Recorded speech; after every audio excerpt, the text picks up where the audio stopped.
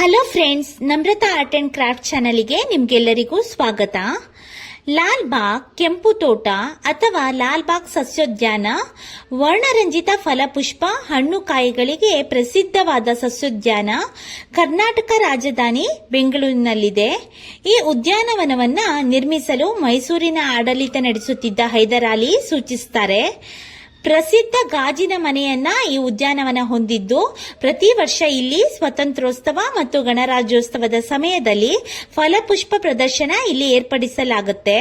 ಇದು ಅಲ್ಲದೆ ಇಲ್ಲಿ ಅಕ್ವೇರಿಯಂ ಮತ್ತು ಕೆರೆಯನ್ನು ಹೊಂದಿದ್ದು, ಬೆಂಗಳೂರಿನಲ್ಲಿರುವ ಒಂದು ಪ್ರವಾಸಿಗರ ಆಕರ್ಷಣೆಯ ತಾಣ ಇದಾಗಿದೆ. 1760ರಲ್ಲಿ ಹೈದರಾಲಿಯು ಈ ಉದ್ಯಾನವನವನ್ನು ನಿರ್ಮಿಸಲು ಸೂಚಿಸುತ್ತಾರೆ. ಆದರೆ ಇದನ್ನು ಪೂರ್ಣಗೊಳಿಸಿದ್ದು ಅವರ ಮಗ ಆದಂತಹ ಟಿಪ್ಪು ಸುಲ್ತಾನ್. ಆಗಿನ ಕಾಲದಲ್ಲಿ ಮೊಘಲ್ ಉದ್ಯಾನವನಗಳು ಪ್ರಸಿದ್ಧಿಯನ್ನ ಹೊಂದಿರ್ತಿತ್ತು. ಹಾಗೇಳಿ ಈ ಉದ್ಯಾನವನವನ್ನ ನಿರ್ಮಿಸಲು ಹೈದರಾಲಿಯು ನಿರ್ಧರಿಸುತ್ತಾರೆ. ಹೈದರಾಲಿಯು ಈ ಪ್ರಸಿದ್ಧ ಸಸ್ಯೋದ್ಯಾನಗಳ ಯೋಜನೆಯನ್ನು ನಿರ್ಮಿಸುವ ಯೋಜನೆ ಹಮ್ಮಿಕೊಂಡಿದ್ದು, ಆದರೂ ಕೂಡ ಇದನ್ನು ಪೂರ್ಣಗೊಳಿಸಿದ್ದು ಅವರ ಮಗ ಆದಂತಹ ಟಿಪ್ಪು ಸುಲ್ತಾನ್. ಇವರ ಮಗನಾದಂತಹ ಟಿಪ್ಪು ಸುಲ್ತಾನರು ಹಲವಾರು ದೇಶಗಳಿಂದ ಸಸ್ಯಗಳು ಮತ್ತು ಮರಗಳನ್ನ ಇಲ್ಲಿಗೆ ತರಿಸಿಕೊಂಡು ತೋಟಗಾರಿಕೆಯ ಸಂಪತ್ತನ್ನ ಹೆಚ್ಚಿಸುತ್ತಾರೆ. ಹೈದರಾಲಿಯು ತೋಟಗಾರಿಕೆಯಲ್ಲಿ ಉತ್ತಮ ತಿಳುವಳಿಕೆ ಹೊಂದಿದ್ದ ತಿಗಳ ಸಮುದಾಯದ ಜನರನ್ನ ಈ ಕೆಲಸಕ್ಕಾಗಿ ನೇಮಿಸುತ್ತಾರೆ. ಈ ಉದ್ಯಾನವನ ಅಂದ್ರೆ ಸುಮಾರು 18 ಶತಮಾನಗಳ ಹಿಂದೆ ಈ ಉದ್ಯಾನವನವನ್ನ ನಿರ್ಮಿಸಲು ಸ್ಟಾರ್ಟ್ ಮಾಡ್ತಾರೆ. ಇದಲ್ಲದೆ ಸ್ವಲ್ಪ ಸಮಯದ ನಂತರ ಭಾರತದ ಮೊದಲ ಹುಲ್ಲಿನ ಗಡಿಯಾರವನ್ನ ಕೂಡ ಇಲ್ಲಿ ನಿರ್ಮಿಸ್ತಾರೆ. ಇಲ್ಲಿ ತುಂಬಾ ಪ್ರಸಿದ್ಧಿಯನ್ನ ಹೊಂದಿರುವಂತಹ ಒಂದು ಜಾಗ ಅಂದ್ರೆ ಗಾಜಿನ ಮನೆ. ಈ ಗಾಜಿನ ಮನೆ ನಿರ್ಮಾಣಕ್ಕೆ ಲಂಡನ್ನಿನ ಕ್ರಿಸ್ಟಲ್ ಪ್ಯಾಲೇಸ್ ಮಾದರಿಯಾಗಿದ್ದು, ಇದಕ್ಕೆ ನವೆಂಬರ್ 30, 1898ರಂದು ರಾಜಕುಮಾರ ಆಲ್ಬರ್ಟ್ ವಿಕ್ಟರ್ ಅಡಿಗಲ್ನ ಹಾಕ್ತಾರೆ. ಲಾಲ್ಬಾಗಿನ ನಂತರದ ಮೇಲ್ವಿಚಾರಕ ಜೇಮ್ಸ್ ಕ್ಯಾಮರಾನ್ ಇದನ್ನ ನಿರ್ಮಿಸ್ತಾರೆ. ಈ ಪಾರ್ಕ್ ಬೆಂಗಳೂರಿನ ನಿರ್ಮಾತೃ ಆದಂತಹ ಕೆಂಪೇಗೌಡರ ಪ್ರತಿಮೆಯನ್ನ ಹೊಂದಿದೆ. ಹಾಗೆ ಈ ಉದ್ಯಾನವು ಪರ್ಷಿಯಾ, ಅಫ್ಘಾನಿಸ್ತಾನ್ ಮತ್ತು ಫ್ರಾನ್ಸ್ನಿಂದ ತರಿಸಲ್ಪಟ್ಟ ಅಪರೂಪದ ಹಲವಾರು ಸಸ್ಯಗಳ ಜಾತಿಗಳನ್ನ ಹೊಂದಿದೆ. ನೀರಾವರಿಗಾಗಿ ಅನೇಕ ವಿಧವಾದ ವ್ಯವಸ್ಥೆಯನ್ನ ಈ ಉದ್ಯಾನವನ ಹೊಂದಿದೆ. ಹುಲ್ಲು ಹಾಸುಗಳು, ಹೂವಿನ ಪಾತಿಗಳು, ಕಮಲದ ಕೆರೆ ಮತ್ತು ಕಾರಂಜಿಗಳಿಂದ ತುಂಬಾ ಸದಭಿರುಚಿಯಿಂದ ಈ ವಿನ್ಯಾಸಗೊಳಿಸಲಾಗಿದೆ. ಹೆಚ್ಚಿನ ಎಲ್ಲಾ ದೇಶಗಳ ಹಳೆಯದಾದ ಮರಗಳನ್ನು ಗುರುತಿಸಲು ಸುಲಭವಾಗುವಂತೆ ಲೇಬಲ್ಗಳನ್ನು ಕೂಡ ಇಲ್ಲಿ ಅಂಟಿಸಿದ್ದಾರೆ. ಲಾಲ್ಬಾಗ್ ಬಂಡೆಯು ಸುಮಾರು 3000 ವರ್ಷ ಹಳೆಯದಾದ ಭೂಮಿಯ ಮೇಲಿರುವ ಬಂಡೆಯಾಗಿದೆ. ಇದು ಕೂಡ ಜನರಿಗೆ ತುಂಬಾನೇ ಅಟ್ರಾಕ್ಷನ್. ಇಲ್ಲಿ ಕರ್ನಾಟಕದ ತುಮಕೂರಿನ NH4 ಸಮೀಪದ ಶಿರಾದಲ್ಲಿದ್ದ ಮೊಘಲ್ ಉದ್ಯಾನವನವೇ ಲಾಲ್ಬಾಗ್ ಉದ್ಯಾನದ ವಿನ್ಯಾಸಕ್ಕೆ ಮೂಲವಾಗಿದ್ದು, ಶಿರಾವು ಬೆಂಗಳೂರಿನಿಂದ 120 ಕಿಲೋಮೀಟರ್ ದೂರದಲ್ಲಿದೆ. ಇದನ್ನ ASI ಅಂದರೆ ಭಾರತೀಯ ಪುರಾತತ್ವ ಇಲಾಖೆ ಮತ್ತು ಇತರೆ ಐತಿಹಾಸಿಕ ದಾಖಲೆಗಳನ್ನ ಬೆಂಬಲಿಸಿವೆ. ಬ್ರಿಟಿಷ್ ರಾಜ್ಗಿಂತ ಮೊದಲಿನ ಸಮಯದಲ್ಲಿ ದಕ್ಕನ್ ಪ್ರಸ್ಥಭೂಮಿಯ ದಕ್ಷಿಣ ಭಾಗದಲ್ಲಿರುವ ಶಿರಾವು ಯುದ್ಧ ತಾಂತ್ರಿಕವಾಗಿ ಮೊಘಲ್ ಸಾಮ್ರಾಜ್ಯದ ಪ್ರಮುಖ ಸುಬಾ ಪ್ಲೇಸ್ ಆಗಿತ್ತು. ಈ ಲಾಲ್ಬಾಗ್ನ ಇನ್ನೊಂದು ವಿಶೇಷತೆ ಅಂದ್ರೆ ಎಲೆಕ್ಟ್ರಿಕಲ್ ಮೋಟಾರ್ ವ್ಯವಸ್ಥೆ.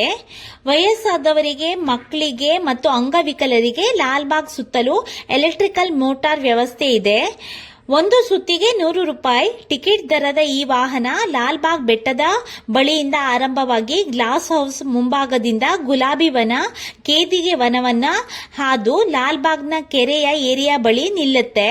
ಅಲ್ಲಿಂದ ಅತಿ ಹಳೆಯ ಬೃಹತ್ ವೃಕ್ಷಗಳ ಮುಖಾಂತರ ಲಾಲ್ಬಾಗ್ನ ಮೇನ್ ಗೇಟ್ಗೆ ಬಂದು ಅಲ್ಲಿಂದ ಪುನಃ ಗ್ಲಾಸ್ ಹೌಸ್ ತಲುಪಿ ಸ್ಟಾರ್ಟಿಂಗ್ ಜಾಗವನ್ನ ತಲುಪುತ್ತೆ. ಈ ವಾಹನದಲ್ಲಿ ಗೈಡ್ ಆಗಿ ಬರುವವರು ಕನ್ನಡ, ಇಂಗ್ಲಿಷ್ ಭಾಷೆಗಳ ಜೊತೆಗೆ ಸಾಕಷ್ಟು ಇತರ ಭಾರತೀಯ ಭಾಷೆಗಳ ಜ್ಞಾನವನ್ನ ಹೊಂದಿರ್ತಾರೆ. ಲಾಲ್ಬಾಗ್ನ ಇತಿಹಾಸ, ವಿಶೇಷ ಸಸ್ಯಗಳು, ಫಲಪುಷ್ಪಗಳ ಬಗ್ಗೆ ಸಾಕಷ್ಟು ಜ್ಞಾನವನ್ನ ಇವರು ಹೊಂದಿರ್ತಾರೆ. ಜನರಲ್ಲಿ ವಿವಿಧ ಬಗೆಯ ಹೂಗಳ ಬಗ್ಗೆ ಪರಿಚಯ ಕೂಡ ಇವರು ಮಾಡಿಕೊಡ್ತಾರೆ ಮತ್ತು ಸಸ್ಯ ಸಂರಕ್ಷಣೆ ಮತ್ತು ಗಿಡ ಬೆಳೆಸಲು ಸಾರ್ವಜನಿಕರಲ್ಲಿ ಆಸಕ್ತಿ ಉಂಟು ಮಾಡುವ ಪ್ರತಿ ವರ್ಷ ಪುಷ್ಪ ಪ್ರದರ್ಶನ ಏರ್ಪಡಿಸಲಾಗುತ್ತೆ ಇಲ್ಲಿ. ಹಾಗೆ ಇದ್ರ ಬಗ್ಗೆ ಎಲ್ಲಾ ಗೈಡ್ ಅನ್ನ ಕೂಡ ಅವರು ಈ ಎಲೆಕ್ಟ್ರಿಕಲ್ ಮೋಟಾರ್ ನಲ್ಲಿ ಕೊಡ್ತಾರೆ. ಈ ಲಾಲ್ಬಾಗ್ ವರ್ಷ ಪೂರ್ತಿ ಪ್ರತಿದಿನ ಬೆಳಗ್ಗೆ 6 ಗಂಟೆಯಿಂದ ಸಂಜೆ 7 ಗಂಟೆಯವರೆಗೆ ತೆರೆದಿರುತ್ತೆ. ವಾಯು ವಿಹಾರಕ್ಕೆ ಬರುವವರಿಗೆ, ಪ್ರವಾಸಿಗರಿಗೆ, ದೇಹಾರೋಗ್ಯ ಕಾಪಾಡಿಕೊಳ್ಳಲು ಬಯಸುವವರಿಗೆ ಬೆಳಗ್ಗೆ 6ರಿಂದ 9ರವರೆಗೆ, ಸಂಜೆ 6ರಿಂದ 7ರವರೆಗೆ ಉಚಿತ ಅವಕಾಶವಿದ್ದು, ಉಳಿದ ಅವಧಿಯಲ್ಲಿ 10 ರೂಪಾಯಿ ಪ್ರವೇಶ ಶುಲ್ಕ ನಿಗದಿಪಡಿಸಲಾಗಿದೆ. ಶಾಲಾ ಮಕ್ಕಳಿಗೆ ಮತ್ತು ಅಂಗವಿಕಲರಿಗೆ ದಿನಪೂರ್ತಿ ಉಚಿತವಾದ ಪ್ರವೇಶ ಇಲ್ಲಿ ನಾವು ನೋಡಬಹುದು. ಪ್ರತಿ ತಿಂಗಳ 2ನೇ ಮತ್ತು 4ನೇ ವಾರಾಂತ್ಯದಲ್ಲಿ ಶನಿವಾರ ಮತ್ತು ಭಾನುವಾರ ಜನಪದ ಜಾತ್ರೆಯನ್ನ ಇಲ್ಲಿ ನಡೆಸ್ತಾರೆ. ಇದನ್ನ ಕರ್ನಾಟಕ ಸರ್ಕಾರ ಆಯೋಜಿಸಿದೆ. ಜನಪದ ಜಾತ್ರೆಯಲ್ಲಿ ಕರ್ನಾಟಕದ ಎಲ್ಲಾ ಭಾಗಗಳಿಂದಲೂ ಬಂದ ತಂಡಗಳು ಮುಖ್ಯವಾಗಿ ಜನಪದ ನೃತ್ಯ, ಹಾಡು ಮತ್ತು ನಾಟಕಗಳನ್ನ ಇಲ್ಲಿ ಪ್ರದರ್ಶನ ಮಾಡ್ತಾರೆ. ಮುಖ್ಯವಾಗಿ ಈ ಪ್ರದರ್ಶನವು ಕರ್ನಾಟಕದ ಸಾಂಸ್ಕೃತಿಕ ಜಾನಪದ ಸಾಂಪ್ರದಾಯಿಕ ತೊಡುಗೆಗಳು ಮತ್ತು ಸಂಗೀತ ವಾದ್ಯಗಳನ್ನ ಇಲ್ಲಿ ಪ್ರದರ್ಶಿಸಲಾಗುತ್ತೆ. ಈ ಉದ್ಯಾನವನದಲ್ಲಿ ಪೆನಿನ್ಸುಲಾರ್ ನೈಸ್ ರಚನೆಯಾಗಿರುವ ಭೌಗೋಳಿಕ ಸ್ಮಾರಕವು ಪ್ರವಾಸಿಗರನ್ನ ತುಂಬಾನೇ ಆಕರ್ಷಿಸುತ್ತೆ. ಈ ಸ್ಮಾರಕವನ್ನ ಭಾರತೀಯ ಸರ್ವೇಕ್ಷಣಾ ಇಲಾಖೆಯು ಲಾಲ್ಬಾಗ್ನ ಬೆಟ್ಟದಲ್ಲಿ 3000 ಮಿಲಿಯನ್ ವರ್ಷ ಹಳೆಯ ಪೆನಿನ್ಸುಲಾರ್ ನೈಸ್ ಬಂಡೆಯ ಮೇಲೆ ನಿರ್ಮಿಸಿದೆ. ಹಾಗೂ ಕೆಂಪೇಗೌಡರ 4 ಪ್ರತಿಮೆಯಲ್ಲಿ ಇದು ಒಂದಾಗಿದೆ. ಇದು ಕೂಡ ಪ್ರವಾಸಿಗರನ್ನ ತುಂಬಾ ಅಟ್ರಾಕ್ಟ್ ಮಾಡುತ್ತೆ. ಮೇಲಿರುವ ಚಿತ್ರದಲ್ಲಿ ಇದನ್ನ ನಾವು ಕಾಣಬಹುದು. ಗೋಪುರದ ತುದಿಯಿಂದ ಬೆಂಗಳೂರಿನ ಪೂರ್ತಿ ಚಿತ್ರವನ್ನ ನಾವು ಇಲ್ಲಿ ನೋಡಬಹುದು. ಇನ್ನೊಂದು ವಿಶೇಷತೆ ಅಂದ್ರೆ ಇದು 2 ಪುಷ್ಪ ಪ್ರದರ್ಶನಗಳನ್ನ ಹೊಂದಿದೆ ಮತ್ತು 100 ವರ್ಷಗಳಿಂದ ಗಳಿಗಿಂತ ಹೆಚ್ಚು ಹಳೆಯದಾದ ಅನೇಕ ಮರಗಳು, 1000ಕ್ಕೂ ಹೆಚ್ಚು ಜಾತಿಯ ಸಸ್ಯಗಳನ್ನ ಈ ಪಾರ್ಕ್ನಲ್ಲಿ ನಾವು ಕಾಣಬಹುದು. ಉದ್ಯಾನವನವು ಬೆಂಗಳೂರಿನ ಸಂಸ್ಥಾಪಕರಾದಂತಹ ಕೆಂಪೇಗೌಡರು ನಿರ್ಮಿಸಿದ ಗೋಪುರಗಳಲ್ಲಿ ಒಂದಕ್ಕೆ ಹೊಂದಿಕೊಂಡಿದೆ. ಉದ್ಯಾನವನವು ಪರ್ಷಿಯಾ, ಅಫ್ಘಾನಿಸ್ತಾನ್ ಮತ್ತು ಫ್ರಾನ್ಸ್ನಿಂದ ತಂದ ಕೆಲವು ಅಪರೂಪದ ಸಸ್ಯಗಳನ್ನ ಇಲ್ಲಿ ನಾವು ಕಾಣಬಹುದು. ನೀರಾವರಿಗಾಗಿ ಸಂಕೀರ್ಣವಾದ ನೀರಿನ ವ್ಯವಸ್ಥೆ ಹೊಂದಿರುವ ಈ ಉದ್ಯಾನವನವು ಕಲಾತ್ಮಕವಾಗಿ ವಿನ್ಯಾಸಗೊಳಿಸಲಾಗಿದೆ. ಹಾಗೂ ಇಲ್ಲಿ 3000 ಮಿಲಿಯನ್ ವರ್ಷಗಳಷ್ಟು ಹಳೆಯದಾದ ಭೂಮಿಯ ಮೇಲಿನ ಅತ್ಯಂತ ಪುರಾತನ ಬಂಡೆಗಳಲ್ಲಿ ರಚನೆಯನ್ನ ನಾವು ಇಲ್ಲಿ ಕಾಣಬಹುದು. ನಾವು ಈಗಿರುವಂತಹ ಗೇಟ್ಗಳ ಬಗ್ಗೆ ತಿಳ್ಕೊಳ್ಳೋಣ. ಲಾಲ್ಬಾಗ್ನಲ್ಲಿ 1ರಿಂದ 4 ಸಂಖ್ಯೆಯ 4 ದ್ವಾರಗಳಿವೆ. ಗೇಟ್ ನಂಬರ್ 1 ಮತ್ತು 2 ಉತ್ತರ ಭಾಗದಲ್ಲಿದೆ. ಗೇಟ್ 3 ಪೂರ್ವಕ್ಕೆ ಮತ್ತು ಗೇಟ್ 4 ಪಶ್ಚಿಮಕ್ಕೆ ಇದೆ.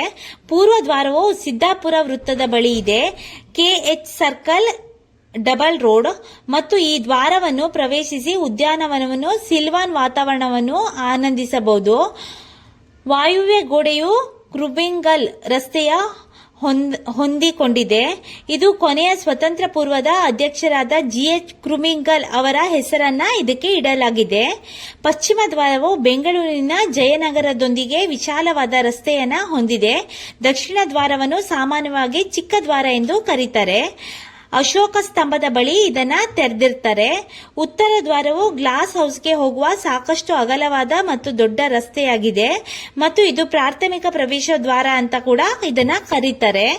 ಪ್ರತಿ ವರ್ಷ ಗಣರಾಜ್ಯೋತ್ಸವ ಮತ್ತು ಸ್ವತಂತ್ರ ದಿನದ ವಾರಗಳಲ್ಲಿ ವಿವಿಧ ಸಸ್ಯಗಳ ಬಗ್ಗೆ ಜನರಿಗೆ ತಿಳಿಸಲು ಮತ್ತು ಸಸ್ಯ ಸಂರಕ್ಷಣೆ ಮತ್ತು ಕೃಷಿಯಲ್ಲಿ ಸಾರ್ವಜನಿಕ ಆಸಕ್ತಿಯನ್ನು ಬೆಳೆಸಲು ಪುಷ್ಪ ಪ್ರದರ್ಶನಗಳನ್ನು ಇಲ್ಲಿ ನಡೆಸುತ್ತಾರೆ.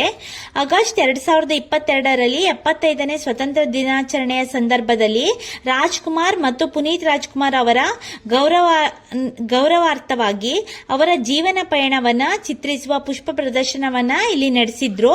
ಆಗ 8.34 ಲಕ್ಷ ಜನ ಸೇರಿದ್ರಂತೆ. ಇಲ್ಲಿ ಇದು ದಾಖಲೆಯಾಗಿದೆ. 2002ರಲ್ಲಿ ಬೋನ್ಸಾಯಿ ಮತ್ತು ಲಾಲ್ಬಾಗ್ ಒಳಗೆ ಟೋಪಿಯಾರಿ ಗಾರ್ಡನ್ ಮತ್ತು ರೋಸ್ ಗಾರ್ಡನ್ ಮತ್ತು ಲೋಟಸ್ ಗಾರ್ಡನ್ಗಳು ಕೂಡ ಇಲ್ಲಿ ನಾವು ಕಾಣಬಹುದು. 2017ರಲ್ಲಿ ಸರೋವರದ ಪೂರ್ವದ ಅಂಚಿನಲ್ಲಿ ಕೃತಕ ಜಲಪಾತ ಕೂಡ ಇಲ್ಲಿ ಕ್ರಿಯೇಟ್ ಮಾಡಿದ್ರಂತೆ. ಹಲೋ ಫ್ರೆಂಡ್ಸ್, ಇದೆಲ್ಲ ಮಾಹಿತಿಗಳು ನಿಮ್ಗೇನಾದ್ರೂ ಇಷ್ಟ ಆದ್ರೆ ಪ್ಲೀಸ್ ಲೈಕ್ ಮಾಡಿ, ಶೇರ್ ಮಾಡಿ, ಸಬ್ಸ್ಕ್ರೈಬ್ ಮಾಡಿ. ನೀವು ಮತ್ತೆ ನಿಮ್ ಫ್ಯಾಮಿಲಿಯೊಂದಿಗೆ ಒಂದ್ಸಲಿಯರು ಲೈಫಲ್ಲಿ ಲಾಲ್ಬಾಗನ್ನ ವಿಸಿಟ್ ಮಾಡೋದನ್ನ ದಯವಿಟ್ಟು ಮರಿಬೇಡಿ. ಹಾಗೆ ಈ ನಿಮ್ಮನೇಲಿ ಏನಾದ್ರೂ ಮಕ್ಕಳಿದ್ರೆ ದಯವಿಟ್ಟು ಈ ಪಾರ್ಕಿಗೆ ಒಂದ್ಸಲಿಯರು ವಿಸಿಟ್ ನ ಮಾಡಿ. ಇಲ್ಲೇ ಹತ್ರದಲ್ಲಿ ಕಬ್ಬನ್ ಪಾರ್ಕ್ ಇದೆ, ಅದನ್ನ ಕೂಡ ನೀವು ವಿಸಿಟ್ ನ ಮಾಡಬಹುದು. ಅದಲ್ಲದೆ ಮ್ಯೂಸಿಯಂ ಕೂಡ ಇದೆ, Vishweshwara museum. Thank you. Please like ಮಾಡಿ, ಸಬ್ಸ್ಕ್ರೈಬ್ ಮಾಡಿ.